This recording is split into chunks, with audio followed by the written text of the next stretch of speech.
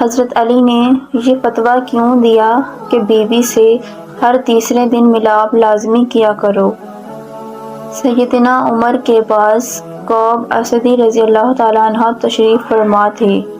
ایک خاتون آئیں اور آ کر کہنے لگی، امیر المومنین، میرا خاوند بہت نیک ہے، ساری رات تہجد پڑھتا رہتا ہے اور سارا دن روزہ رکھتا ہے۔ یہ کہہ کر خاموش ہو گئی۔ عمر بڑے حیران کہ خاتون کیا کہنے آئی ہے۔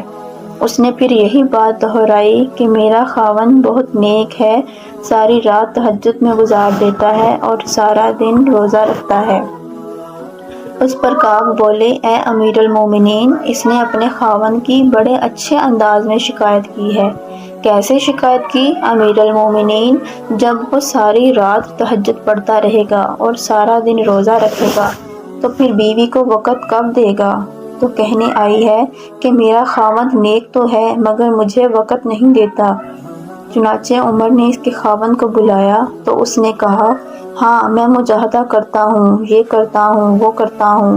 حضرت عمر نے حضرت کعب سے کہا، آپ فیصلہ کریں۔ حضرت کعب نے ان صاحب سے کہا کہ دیکھو، شرعاً تمہارے لیے ضروری ہے کہ تم اپنی بیوی کے ساتھ وقت گزارو، ہنسی خوشی اس کے ساتھ رہو اور کم از کم ہر 3 دن کے بعد اپنی بیوی کے ساتھ قربت کرو۔ خیر، وہ میاں بیوی تو چلے گئے تو عمر نے کعب سے پوچھا، آپ نے یہ شرط کیوں لگائی کہ ہر 3 دن کے بعد بیوی سے ملاپ کرو؟ انہوں نے کہا، دیکھیے، اللہ رب العزت نے مرد کو زیادہ سے زیادہ 4 شادیوں کی اجازت دی۔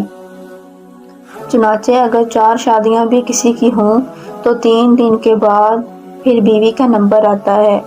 تو میں نے اس سے کہا کہ تم زیادہ سے زیادہ 3 دن عبادت کر سکتے ہو، 3 دن کے بعد 1 دن رات تمہاری بیوی کا حق ہے، تمہیں اس کے ساتھ وقت گزارنا پڑے گا۔ تو دیکھو، شریعت انسان کو کیا خوبصورت باتیں بتاتی ہے۔ شکریہ۔